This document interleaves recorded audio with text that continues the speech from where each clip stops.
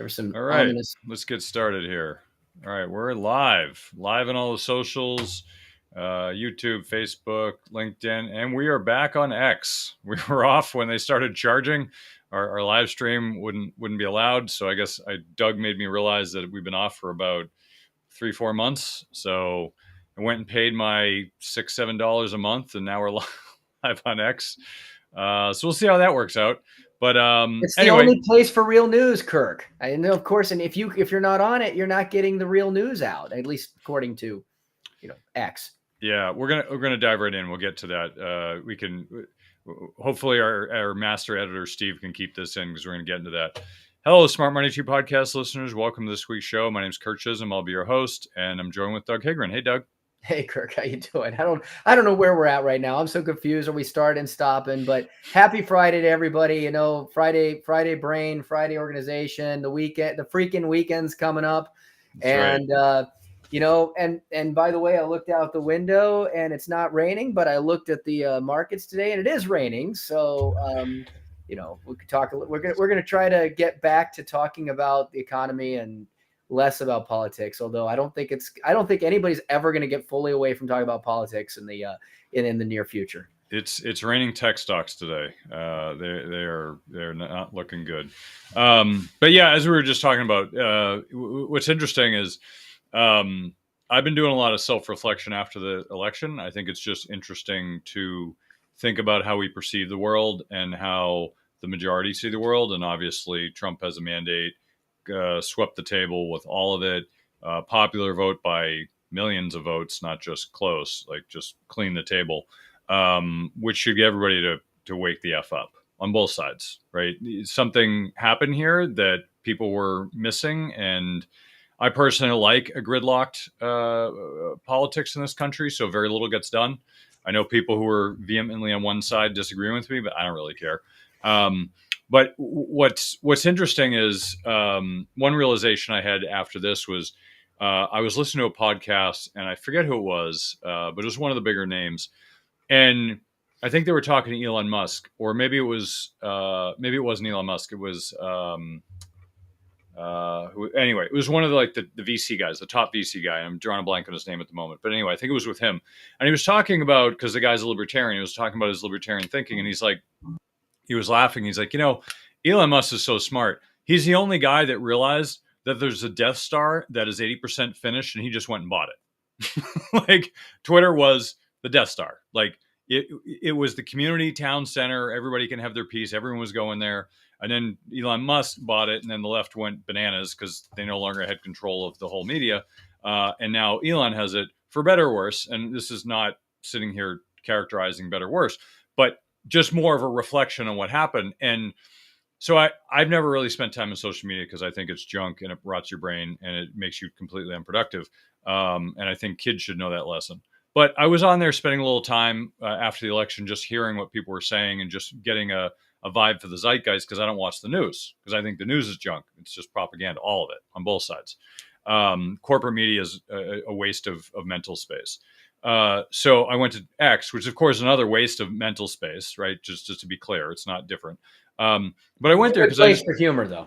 It is a good place for humor. That's actually the only reason I go to social media, is because the memes are just absolutely hilarious. There's something about comedy I talk a lot about in the show. Comedy is the one place that we need the First Amendment, because if you can't poke fun and parody other people, then we take our lives too seriously, and there's something going wrong with the world. You need to be able to laugh. You need to be able to poke fun at yourself and others, and know that it's just art. It's humor, right? And and we've taken ourselves way too seriously for way too long. So what's interesting is I went on X and I was paying attention to it, and before we were getting our live feed on there, and then we had to pay to do it. So I started to look around and realize, like, you're getting better reach and all this other stuff, and now video is becoming a thing. So one thing that Elon said leading up to the election or after was, X is the news now. Like, it's where the news is being filtered. Now it's mostly right leaning, because the left has pretty much said, oh, we're going to take ourselves. I think it was Don Lemon who's like, I'm taking myself off X. Okay, who cares? And then everybody made a comment that he's probably just going to create a clone account and sit back and watch what everybody does in reaction. Yeah, I mean, realistically, it's all narcissism. Like, it's narcissism. Who gives a shit about Don Lemon? I mean, I don't care about him. I don't care about any of the news anchors. They're not even news. They're just propagandists. And so for him to sit back and say, "I'm going to leave and let's see how many people object," no one's going to give a crap about him. They don't when they're watching him. I think the guy's a shill for his party, just like most media people. So why should I care? It's not an airport. We don't need to announce your departure, right? Exactly, right? And you know, Hollywood did that. We're going to leave the country. Crickets. Why are you still here? Like, I mean, I heard this for the last 20 years, by the way, and I'm just saying this, not this election. They've said this for the last 20 years. We're going to leave if this person gets elected. What kind of narcissism is that? Why should I care? Why should I spend 2 clicks? And the fact I'm talking about is way too much time for these degenerates. But why am I spending all this time worrying about whether you're going to leave the country? Oh, you're leaving the country? Me too. What are you, an idiot? Like, you're not going to leave the country. Your bread is buttered here. This is where you make all your money. Of course, you're not going to leave, right? You're just trying to be, you're just trying to pander to your audience. Oh, poor me, and all my millions of dollars. Oh, my life's so terrible. Grow the F up, right? Everyone needs to grow the F up, and just, you know, we live in a time where people have gotten too soft. There was a phrase, and I'm going to butcher it here, which is, hard times make hard men. Hard men make good times make soft men make bad times make, you know, or whatever, hard times a hard time, you know, so it circles, right? And I butchered it probably a little bit, but that's generally the theme, is that this is a cycle. It goes on and on and on and on, and has in history, and it'll keep happening. And we've gotten way too soft, and we need to grow the F up, because things are going to get hard in the next 10 years. And I don't want to be a downer, but things are going to get tough in the next 10 years. We've had a good time. This year, I mean, the markets were great up till the election, and even a week after the election. I don't know if it'll continue. Historically, it does, but it's been great. And at some point in the next 10 years, it's going to be really crappy. We're going to have a recession. It's going to be ugly. People are going to remember how ugly it can be. And I'll plant a seed here for those of you who want something to worry about. Don't worry about the election. Worry about the early to mid 30s, when pensions, Medicare, and Social Security all run out of money at the same time. That's what you should be worried about. Don't worry about Donald Trump. Don't worry about Elon Musk. Don't worry about Kamala or whatever the F she calls herself. Don't worry about that. Worry about the nuclear Hiroshima explosion that's going to happen in the early 30s. That's what you should be worried about. But fortunately, you have time. Go ahead, Doug. I was going to say, or worry about the fact that at one point your pension, your Social Security, and minimal savings actually could cover all your costs, and now it doesn't, right? So worry about inflation. Worry about the impact of your ability to have enough cash flow to put, to pay for the things you need, much less have enough cash flow left over for the things that you want. Those are the things that you're going to need to worry about, because I don't think people really recognize when you hear inflation numbers, like we always talk about 2%, 4%, 5, 6, whatever. I've done this study with clients. I've gone and shown them, all right, here's how much money you're going to have with inflation. Now let's remove inflation. Take that out as a variable. Now look how much money it changed to what you have. In other words, without inflation, without the cost of living going up at the rate that it does, you're talking about the ability for everything that you have to grow to 2, 3, 4x what it is. Inflation is the silent killer. All of these things are the things to worry about, not whether or not there's going to be some policy that's probably never going to get passed, that's never going to have any effect on you. Yeah. I mean, look, I want to talk about this a little bit, because there's been a tremendous amount of news out in the last week. And much of it's been overshadowed by other news. And one thing I'm going to point out for those of you who haven't been paying attention, I have not been a part of True Social. I've not been a part of any social media like Twitter, Facebook. I'm actually on there, so you can find me here, but I'm not spending any time there because I just think it just wastes your time. But I will say this. What has been really interesting to me is that I've gotten a lot of news from X, and I've gotten a lot of news from Truth Social recently, and I'm not suggesting everybody go out and sign up for it. But what I'm suggesting is this, is that what Trump is doing and his team are doing is actually fascinating. Forget what you agree or disagree. This has nothing to do with him as a person. But what he's doing, you have to give him credit. He is a showman, right? You can call him Barnum and Bailey. Like you can think of him as one of the greatest showmen. He is a showman. And what he's doing right now is a masterclass in communication. So he is putting together, it's like every day one of these comes out. He puts together a 3-minute video of what he's going to do. He's been president elect for like a week and a half or 2 weeks now. Very well polished videos. Yeah, they're polished videos. It's like, here's what I'm going to do. Here's what I'm going to do. And he just puts together these videos and they're fascinating. You don't have to like them. You don't have to agree with them. That's not the point. But see what he's doing. It is absolutely fascinating. And frankly, I don't even know where they're being put out. I see them in all these different places. I'm trying to find the actual location where he publishes them because they don't even seem to be on his account. But the point is they are really interesting. And it doesn't mean you have, like I said, it doesn't mean you have to like them, but they're really interesting, and you just see them. Elon Musk is putting a lot of them out, but I think they come from somewhere else. So you can probably find them in Elon's account. But the interesting thing is, if you listen to him, it's like he is completely upending a lot of things in the economy. Now, I'm not suggesting that it's actually going to change anything. So I want to be really clear. I'm not suggesting that he is going to do all of these things, right? I'm going to build a wall. Did he actually build a wall? No. Okay. So just keep in mind that it doesn't mean that just because something is said, it doesn't mean it's going to actually happen. But it's interesting. And I want to get Doug's opinion because one of them is certainly about college. He talked about the American Academy and basically free college for everyone. It's an interesting concept. But to give a guy credit, it's an interesting idea.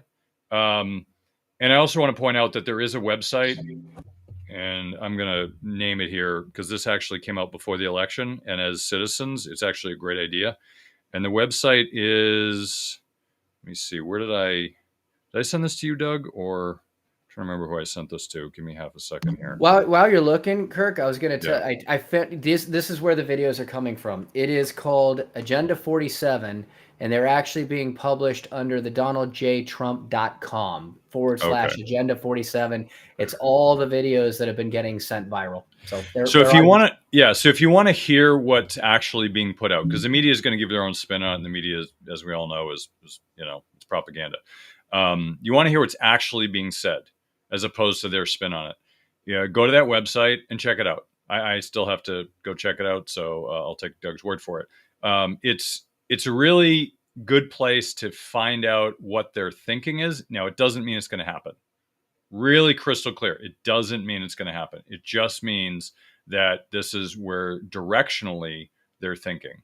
Now, there's a website that you should all go to, which is policysforpeople.com.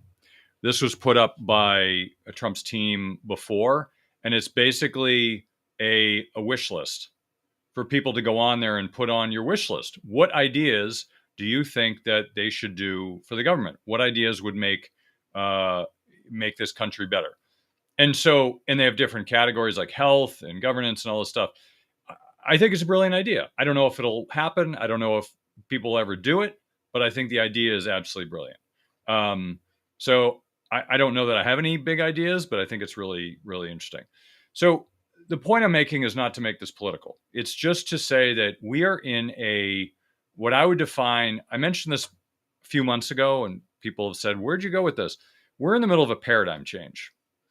We're in a massive paradigm change right now where a lot is happening in a short period of time.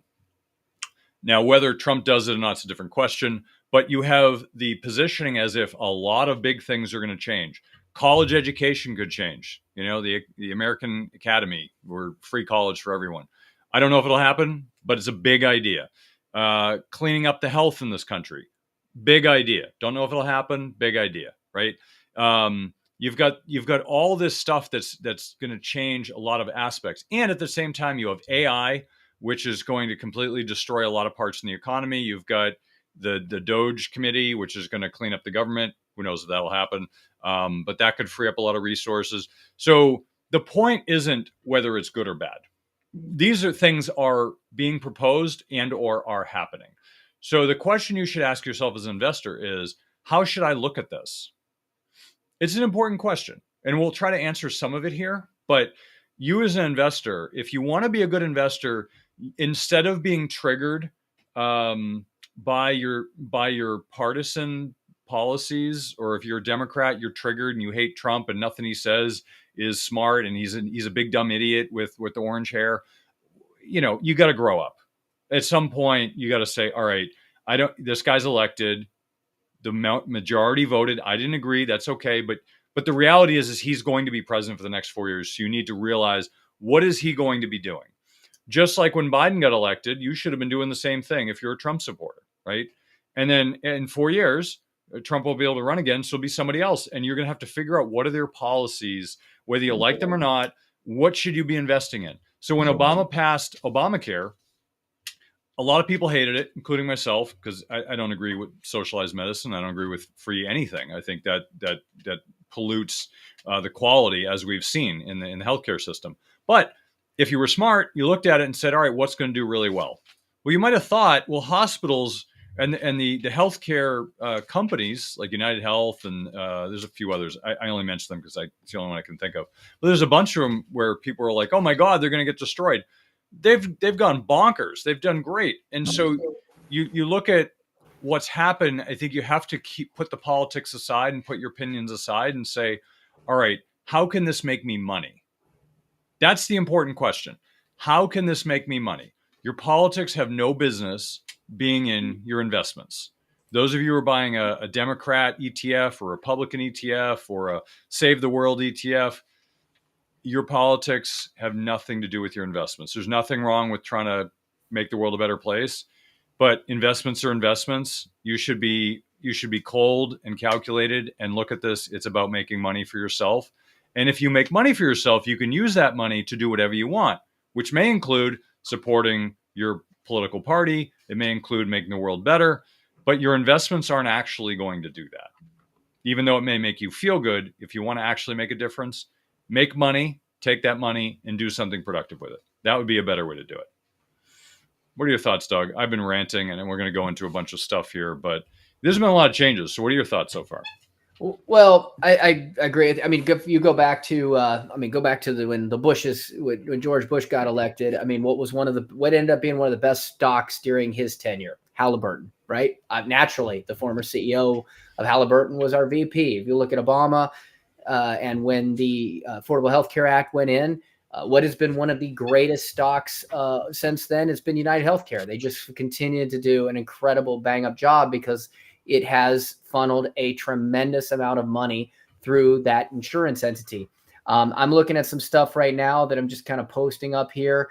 Again, none of this is a prediction or a recommendation, but one post that just came out, if you cut the corporate income tax rate from 21% to 15%, something that is certainly on the table, that would give certain corporations alone nearly $25 billion in annual tax giveaways. Those include, well, surprise, surprise, Microsoft, Alphabet, Apple, Amazon, Berkshire Hathaway, Comcast, NVIDIA, Meta, United Healthcare. There they are again.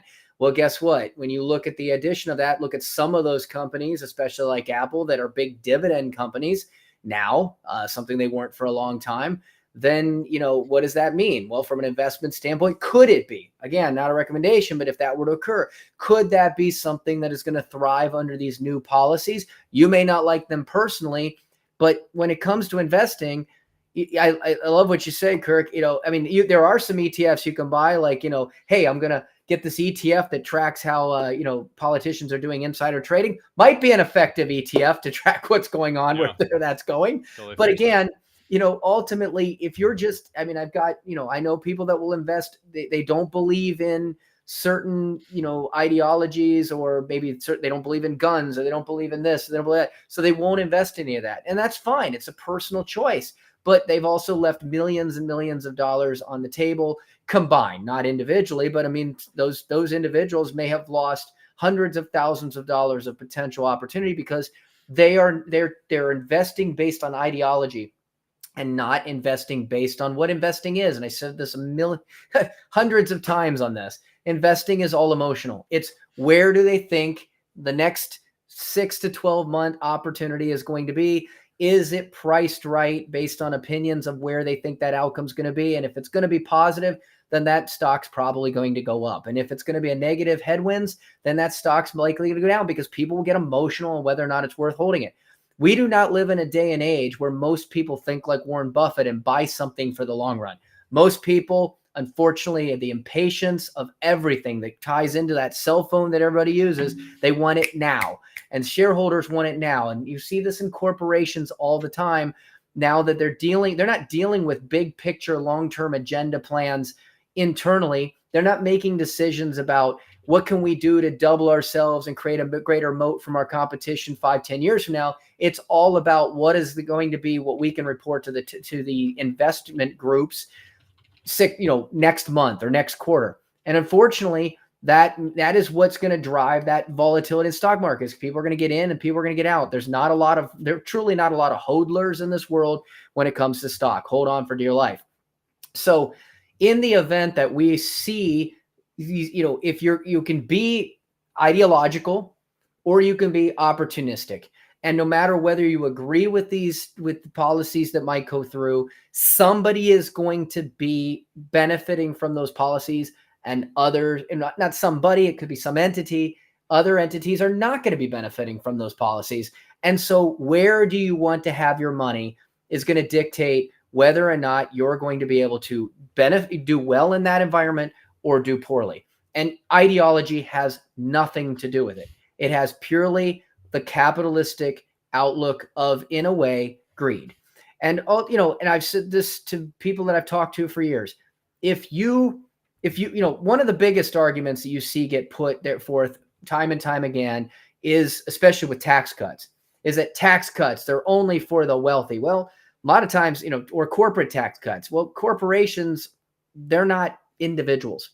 They're entities. And yes, well, it may be something that you can, there may be private companies that directly benefit and insularly benefit from. Public companies, guess what? They're public. You can go own them.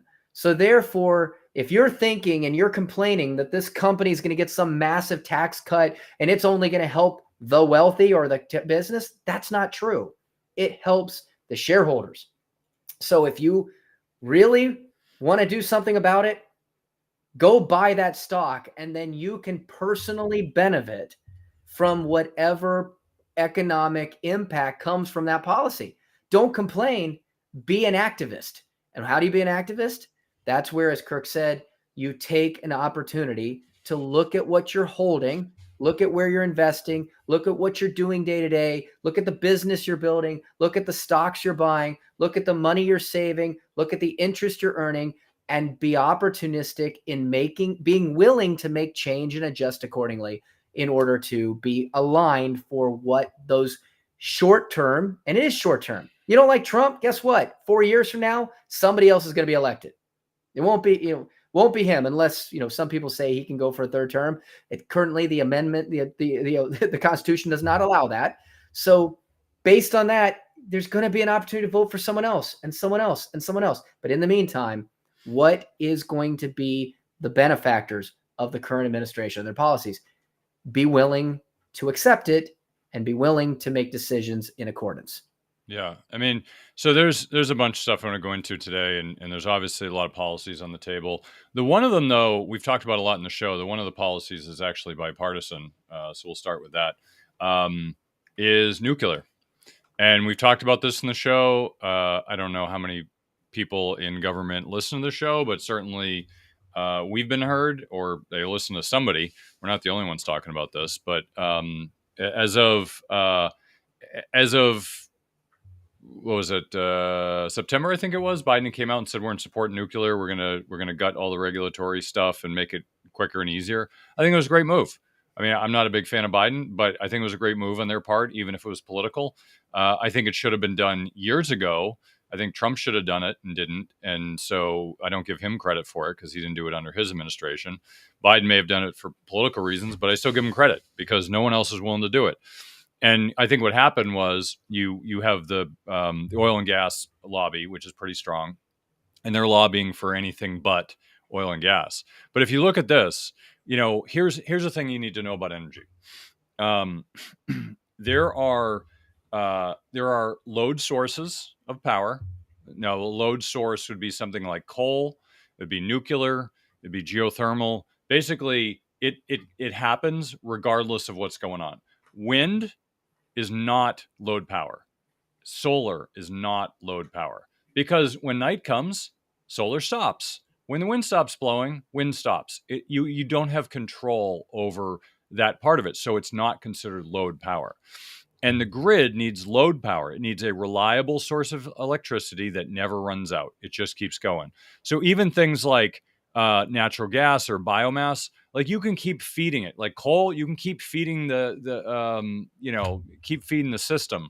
All you got to do is just put more in there. But you can't do that with solar and wind. Now, there's a lot of people I live in Massachusetts. There's a lot of people on Nantucket complaining about the windmills, and these are the same people who thought we should have windmills. So we call them NIMBYs in Massachusetts, not in my backyard. Liberals, who it's great for everyone else, just not in my backyard. And this is, I don't know, it's maybe characteristically Massachusetts, but they had to actually shut some of the beaches because some of the windmills were breaking, and they were getting like all the windmill, like the breakage of it was like coming up in the beach, and the beaches weren't safe. I mean, it was crazy. So, windmills are not really a great source of clean energy, but the best one out there, well, in my opinion, geothermal is the best one, only because it is clean. The problem is you can't put it everywhere. The Earth's crust has to be thin enough to put it in, and obviously that's not everywhere. That only applies in certain parts, like if you got in the crust, like in the West Coast, where you have all the tectonic activity. You got places in Japan have them, but most places don't. Nuclear you can have anywhere, and it is the direction that the country's going. And it wasn't until AI came on the scenes that actually was an issue. So prior to AI, no one was for nuclear. But when the tech companies got together and said, "Oh crap, we're running out of energy," like this chart, growing data consumption, right? If you look at the chart, it's massively growing.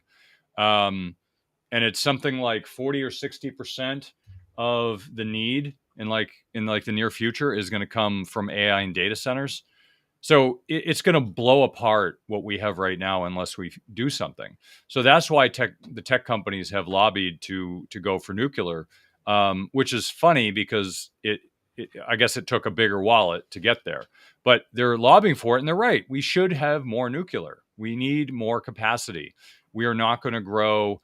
We talked about this, I think, this summer, where what people don't realize is that abundance and prosperity in civilization happens when you have cheap, abundant energy. And when you don't, when it's scarce, you tend to have conflicts, you tend to have wars, you tend to have people fighting over resources. But when it's abundant, think of it this way. Think of all the cool things you could do if you had free energy. As an example, just use free as an example. It's an extreme. But everyone would have an electric car. If it was free and abundant, everyone would have an electric car because it's going to be free to drive. Or what about my house? I can have all this electronic gadgets all over the place because I don't have to pay a few $100 every month for electricity. Imagine a world where that's the case. That's where we're going directionally, right? And it'll be there. It'll be choppy. It'll be rough. But directionally, that's where we're going. Because the future, if you think about it, our technology is expanding, and technology makes things cheaper. It is a deflationary force. So it makes everything cheaper. And the only things that get more expensive, college, housing, basically anything related to the government or government influence. Why are schools getting so expensive? Well, it's government influence, right? It shouldn't be that expensive. Housing, why is it so expensive? Government influence, right? It doesn't have to be. There are plenty of ways to get cheaper housing, and directionally, housing is getting to that place. Healthcare, another one. government influence. It's expensive. It's getting more expensive. Um, but technology is leading us to a place like, let's imagine Trump's proposal for the American Academy. I don't know if it'll happen, but just let's have a thought experiment for a moment. I've been proposing this for a long, long time. We have the technological capacity to put all colleges online and virtual, all of them. They've been doing this. MIT, Princeton, Harvard, Yale, I think a few others. They did this thing, and I forget what it was called, edX or something, where they would take classes that teachers were teaching, they would record them and put them online for free. Anyone could watch them. That was free, right? So now you're missing out on the college experience of partying, hooking up with people, getting drunk, doing a lot of drugs, not showing up for class. You're missing on that experience, which is really important. But the education you could do anywhere. You could do it for free. Harvard's education, I would argue, is not any better or worse than UMass. You might have better quality of teachers, but you're probably getting the same stuff, right? You're maybe around better quality of people, quality meaning like academic quality, meaning you qualified to get into a harder place. But you're around people, you're learning the same stuff. You could do that anywhere. So my whole thesis has always been, why don't we start? Why is nobody doing this? Why is nobody taking all this great education, putting it online? Instead of spending $100,000 a year for education, I could spend $2,000. And now it's accessible to every single person on the planet. And yes, they'll make less money, but they also have fewer buildings. They have less need for an endowment. They have less need for, all the boondoggles that they do. I mean, Harvard and MIT own like 80% of Cambridge. They don't get any taxes because it's all owned by those schools. So the town gets like no money in taxes. So they actually have to give money to the town because there's such a deficit in money. But the point is like, why is that even a problem? Like, why are we in this place? Now, I'm not saying those schools should go away, because if you have enough money and you want the experience, you should be able to pay for it. But it shouldn't be a requirement. You should also be able to get a virtual degree, which means you're just as smart. It just means that maybe you didn't have as much money. Because there are a lot of people in this country who don't have means, and they're really smart. If you look at the poor socioeconomic communities, there's a lot of smart people there, but they don't feel like they can ever have success because they're around people who crap on them all day, right? There's a lot of smart and potentially successful people, and we would be unlocking those people and allowing them for greatness that they rightfully probably deserve, because they will now have an opportunity to do so. And it won't cost them $100,000 or $50,000 or whatever obnoxious amount it's going to cost them every year. They will now be able to access this. People in Africa who live in a bamboo hut will be able to access this. People in India and Russia and in China and all these places will be able to access all the best schools and educational institutions in the world. And what that will do is it will completely change the landscape, but in many ways it will streamline it, make it more efficient, make it more cost effective. Everyone will be able to do it. I mean, in Europe, they get college for free. Why can't we do that? We can. I mean, I don't think we should fund people's college education, but I think we can get to a point where it's cheap enough where everyone can afford it. And we make it capitalistic where people have to pay. I don't think it should be free. I think Trump's proposal was free. I don't think that's a good idea. I think people should pay something. So, because if you don't pay anything, you don't value it. If you pay something, you value it because you put money on the table. So you have a vested interest in it. So I think there needs to be a cost to it, but I just think it should be ridiculously low. So as we go through this, we're going to be talking about a lot of different things, but the energy consumption is a big part. The energy. Oh, here's another one. I'm going to do one more and I'll give it back to Doug. Here's something fascinating. So I was looking at this. Well, I'll just leave it at this. So I was looking. Somebody posted this on online, and this is Argentina's inflation. So when Milei, chainsaw Milei, right, came in, and people in that country were so fed up with the status quo that they elected a comedian to basically come in and lead the country. And he had some really crazy ideas, which I didn't think were crazy, but in the social norm universe, they were crazy. All the economists were like, this guy's nuts. It'll never happen. Well, here's a libertarian economist who is basically came in with close to 26% inflation. And within a year, less than a year, I think 10 months, he got it down to 2.7. Now, here's a guy who everybody said would destroy the country. And what did he do? Within, it looks like about 6 months, he brought it down to the 4% range. He just decimated inflation overnight. Well, what did he do? He got rid of a lot of government. He gutted the government, got rid of a lot of waste, got rid of corruption. And what happened? Inflation went down. Huh, go figure. Really? Inflation dropped when you do the right thing that people have been talking about? So I want to raise this point, and this is the point I'm making, is first of all, crazy ideas aren't always crazy. It just means that people have a different perspective on attacking a problem. Now, if you look at political parties, we rarely disagree on the problem. What we disagree on is the solution to solving the problem. Now, we all agree that we should have a cleaner planet. We disagree on how to do that. Some people think carbon is a pollution. It's not. Carbon's everywhere. We're carbon, right? It's a mind virus to say that carbon's a pollution, right?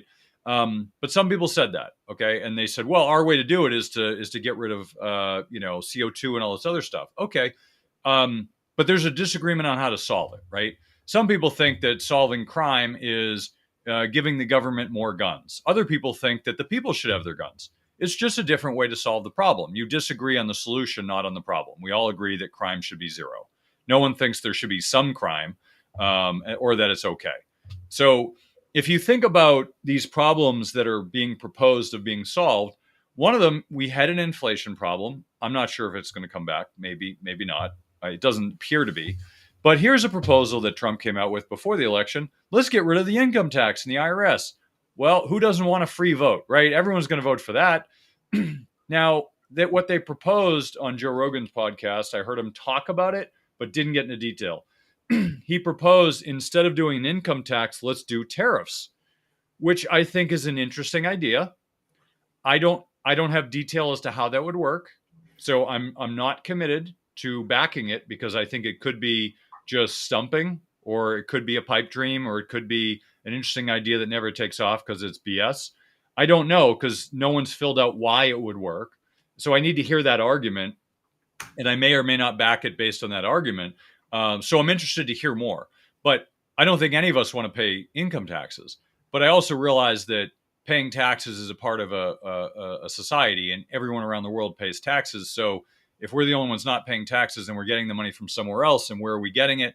Well, it's going to affect us one way or the other, is the point. So that might lead to higher inflation or something thereabouts. So everything comes with consequences. It's just a question of what consequences are you willing to live with.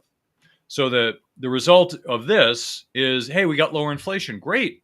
Maybe that's leading to a golden age in Argentina. I hope it does. They used to be the Europe of Southern America. Like, they used to be like this cosmopolitan place until it basically went into the gutter because of leadership. It turned into corruption, and it just got destroyed. And I'm not an expert in history, but something destroyed it, and it wasn't good. So whatever they're doing, they're correcting that now, which I think is a good thing. So I think we all have to think about what we think are construct of what is normal versus what could be. So if somebody says, well, nuclear is bad, okay, why don't we try one reactor? Let's see how it works, right? Like, let's start small. Let's experiment. Let's try a small experiment. So Obamacare was, in my opinion, a disaster. Some people it helped. So it wasn't uniformly a disaster. Some people it helped. People didn't have coverage. And I think there should be a way to get people coverage. I think the healthcare system is a disaster is total. So I think it doesn't, Obamacare was a symptom more than the problem. But anyway, it didn't help. And so you have something like that. Rather, why don't we try Obamacare in a smaller location? Oh, like Romney, who basically started Obamacare in Massachusetts, and it turned into a disaster here. And they said, oh, it was a disaster there. Let's turn it out to the whole public. I think conceptually the idea was sound. Let's try it in one location, see how it happens. If it's good, let's expand it. I think that's good government policy, right? And I think that more going to the states is better than more going to the federal government, because the states have a better grasp on their people. and you better control over your state government, whether you like it or not. You can move. Federal government, you can't move. So I think it's our country was founded on states' rights, so more going there is helpful, in my opinion. Some people may disagree, but I think there's having control of that allows you to have more control of the government, because there's what 50, 100 million people voted. So I've got to compete my vote with 100 million other people versus in my state where it's, I don't know, million, 2 million. I don't know how many people are in my state. But so you have more control over your government and the policies. So I think what they should do, probably a good idea, is to take some of these ideas and start small, and let's see how it works. Let's try 3D printing on housing in a certain area. Let's see if it helps bring down the cost of housing for people who need cheap housing. Let's try nuclear. Let's try all these different things and see how it works. Because I think we as a country are an innovative culture, and we need to bring innovation to government. And this is not something I heard Trump talk about, but I think it's, logically speaking, directionally, it would align with where people think it should go, which is, let's try new ideas. Let's not get stuck on old ideas that obviously don't work and entrench the corrupt bureaucrats and corrupt corporations that are paying off the bureaucrats to keep themselves in power. I know this has been in place since the founding of our country, but it's gotten to the point where these big companies have too much money and too much power, and so we don't have very much as people, and that's frankly why Trump got elected. Is the populace took over and said, we're sick of big institutions telling us what to do. We want to take back control, and that's why he got elected. Frankly, if you really want to know the answer, that's why people want their voice back. Democrat or Republican, I think if the Democrats were doing it, they would have gotten the votes, and then Trump wouldn't have gotten as many, but the Democrats weren't getting it done. Prior to Trump, the Republicans weren't getting it done. No one was. So I think, like him or hate him, I think it's a shift in policy, and hopefully it's a good thing. We'll find out. We won't know until things happen, but I'm optimistic. And then I want to give one more chart crime here before we wrap it up, and I'm going to give Doug his segment to talk too. So here's a chart crime I saw, and I love this because we haven't talked about chart crimes in a while. All right, here's a tweet post that Larry Elder put out. This is how many people over years spend their time. Now, this was basically a 1960 or 1950 until 2024 progression. So it gives a bunch of snapshots of what the percentages were each year. And so as it progresses, it's pretty cool. You see these on social media all the time. Every second it's another year and it progresses. Well, what an interesting thing. This is how people spend their time, with friends, with family, yada, yada, yada, all these things. Okay, here's the real thing. And by the way, I like what X has done with community notes. Here's the real thing, community notes. This is actually a graph showing how couples meet, not how people spend their time. I love this. You can communicate and say, this is a BS graph. This is how couples meet. Yes, it may be accurate for how people spend their time, but still, like, that to me is a chart crime. This is exactly what we talk about on the show. Obviously, somebody took a chart and decided, hey, I'm going to put notes to it and totally lie to people, maybe inadvertently.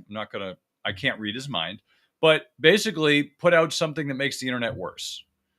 And so just something to keep in mind. Anytime you look at a chart, it's a narrative. It's not the truth. So just keep that in mind when you're online looking at data or charts or information. Go ahead, Doug. You can kind of take us home. Your last segment here. There's a lot of charts you sent. I'm getting bombarded here. I mean, that's why I'm here for. I said this every week. So, a couple things. I mean, I know you mentioned something about inflation, and who knows where it's going to go right now. But I will say this. I said this to you the other day.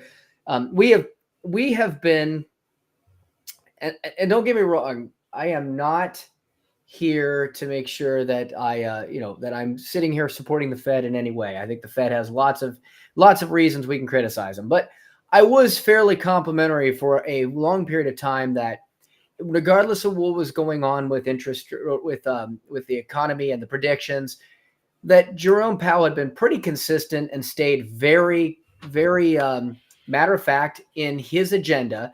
And no matter what the markets were predicting, we were kind of laughing about it because, like, look, he's not swayed from the course. Well, welcome to the new time. We talk about Burns, we talk about Volcker. Well, now who knows what's going to go on? And unfortunately, I don't know if he's diminished his credibility in my eyes, but this is really interesting. The Fed since 2021 called inflation transitory. That was January 2021. 11 months later, they called inflation not transitory. And then May of 2022, recession is needed to lower inflation. But by February 2023, we may be able to achieve a soft landing. By September 2023, inflation will hit 2% in 2025. July of 2024, rate cuts are not needed yet. But by September, we need a 50 basis point cut to avoid a recession.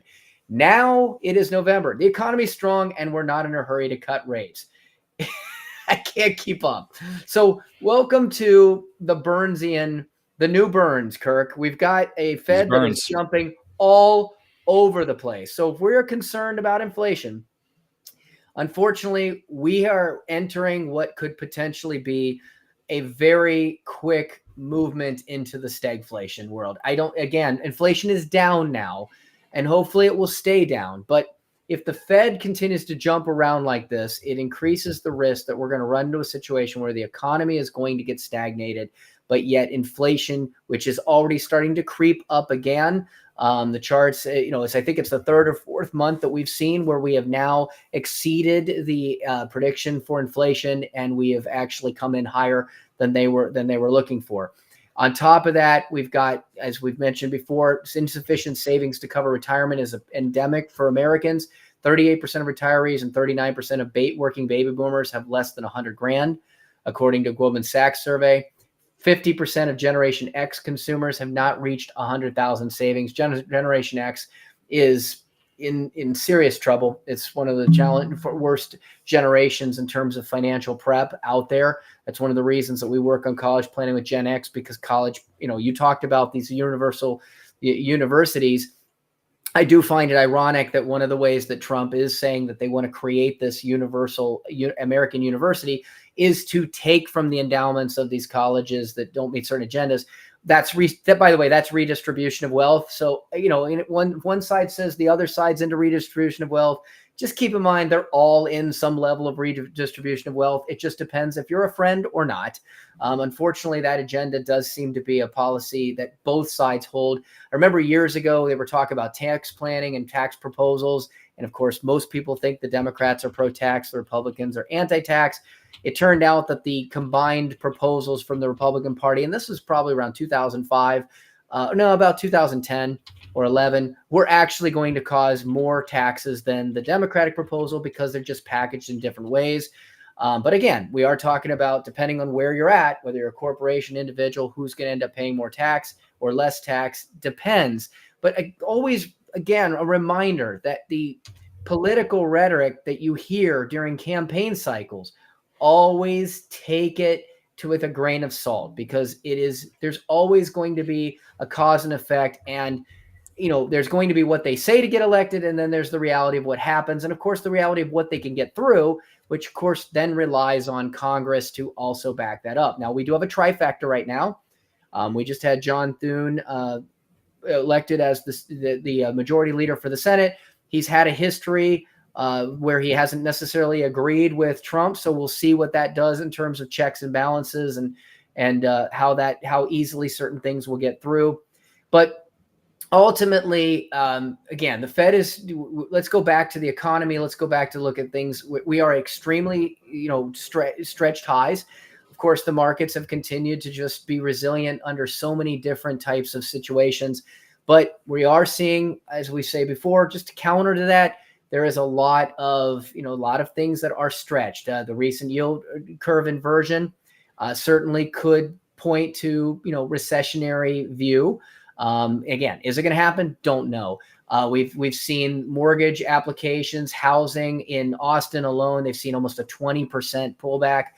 We are seeing that, again, there's some charts out there. FinViz is showing where the wealthiest investors are, and all of them currently are starting to deleverage some of their some of their holdings. Warren Buffett's been doing this for a considerable period of time. So again, watching where the money's going, they call the smart money, the mass money. Sometimes they start to go in different levels of direction. Again, watch where the whales and the smart money is going. That's usually a better indicator of the old saying, follow the money. And right now they are definitely showing that they've been getting more defensive. Warren Buffett, leading up to the election, liquidated a number of holdings. This is a person that has been known for being fully invested for long periods of time, not a short-term buy-sell type of an individual, but he's starting to deleverage some of his long-time holdings. Also, you would pull that back up. I thought that was a really good chart that was posted on different presidencies and cycles, election till the end of the year. You can see that, under Biden, election day till the end of the year, it was an incredible run, 11%. Under Obama, the first time, it was a negative 10% decline. Actually, under Obama, between election and the end of the year, it was negative both times. Trump and Biden, positive. But you can see that there's really no pattern. There was a fairly decent long stretch between George Bush and Obama where you only had 1 year that was negative after the election. The rest were all positive. But, again, it's impossible to predict. But on average, pretty nominal increase between election day and the end of the year is to be expected. And as of now, we're up. And even if we get a little bit of a pullback, that would still stay within those averages. The last thing, we are, again, if I talk about the whales and we talk about the smart money and the masses, Americans' sentiment it's reaching the highest euphoric of 12-month expectations. And again, from a technical standpoint, when we start to get to the highs on that, you can see that when they've reached this point, they've only really reached this point one other time. And of course it went down from there. But ultimately, when you look at, averages before that, generally the more euphoric Americans are in the stock market, might be a time to be slightly contrarian. And again, I think that was one of the things that I pointed out last week is that, we've gotten to the point where the expectations of the stock market are so high that it's going to be harder for good news to come in to keep stoking that excitement, which means it's generally going to be, once you expect everything to be perfect, anything less than perfect is going to cause the markets to stutter a little bit. So again, when the things look like they can't go any better, then that's probably a time to be defensive. And again, when things look like they can't go any worse, that's also a time to be opportunistic. That's just old school investing philosophy. So just some things to think about there. There was one other thing that I was trying to think of, but they got derailed on the charts. It's not coming to me. Maybe I'll think of it next week. But because we're up against the hour, I know a couple of comments today about college planning and, and maybe free college. And if we're lucky enough to have it out there, or at least a nominal affordable cost of college for everybody to attend and get the education they need, whether it's online or in class or however that may be, then great. But we're not there yet. And unfortunately, because we're not there yet, that means the reality is for most families, you're going to have to face the reality of trying to figure out how to pay for college. And this is the fact. Colleges think you can afford to pay more money than you think you can afford to pay. And so they come up with a number called the SAI, the Student Aid Index.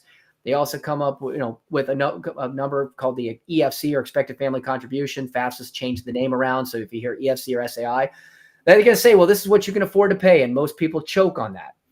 There are people out there that can easily afford to pay for college. And there's a lot of families and most that are going to struggle to figure out how to come up with enough cash flow and savings to do so. The key is whether or not college is affordable to you or not, ask yourself, do I want to waste money? It's a game that's rigged against you. If you're a family that is going to struggle to afford college, that might be, need-based financial aid, then there are tax credits, there's saving strategies, there's merit scholarships, there's school selection criteria that you can use to be able to figure out a way in which it can somehow be affordable. And at the end of the day, if you got to take loans, there are loan strategies for meeting shortfalls that can be very confusing, but choosing the wrong option can significantly increase your out-of-pocket cost. So again, how do you manage those loans correctly? And if you can afford college, don't throw your money away. Well, why would you want to spend? You think about how to get the cost down for homes and cars and everything else. Why are you going to overpay for college? There are tax strategies for high income earners, business owners, grandparents, trust, estate planning, tax credits, etc. And again, strategically using loans to save you hundreds of thousands of dollars in wealth. So if you want to learn more about this, you can actually go to our website, mergentcollegeadvisors.com, MERGENT, mergentcollegeadvisors.com. Doesn't matter your income or your net worth, college planning can save you a tremendous amount of money over just going blindly into this alone. Yeah. Thanks, Doug. Appreciate it. Yeah. College, there's a lot of things you can do for college. College is getting really expensive, and Doug is a guru when it comes to college. So if you got kids within a few years of doing that, you definitely want to contact Doug because he'll help you get there. So We've thanks, had Doug. a couple of listeners reach out to us about it, and we're helping them, and they've got some unique situations. There's not a one size fits all plan for families. It's got to be tailored to your situation. Absolutely. Well, thanks for coming on, Doug. And that's the show for this week. Thank you again for joining us, Money Tree Investing Podcast. My name is Kirk Chisholm, Wealth Manager of Innovative Advisor Group. We don't just manage your wealth, we make your life better. You can find more about me at innovativewealth.com. And of course, you can find me every week here on the show. Please remember to subscribe to the podcast and the podcast app of your choosing. You can also check out the show at moneytreepodcast.com. On the website, you'll have access to the show notes, resources, and the archive shows. Also, check out our YouTube channel. When you're there, please subscribe and leave a comment. Lastly, please leave a show rating and comment in the podcast app of your choice. Oh, and don't forget, do your own research. This show is for informational use only. We're not telling you what to think, merely how to think about investing. We're also not selling any products or services, so do not consider this advice.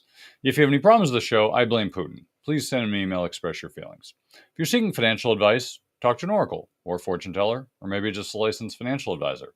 I'm one, but as I said earlier, I'm not selling anything. But I'm easy to find. Have a great week ahead, and remember, no one will care about your money like you do. So invest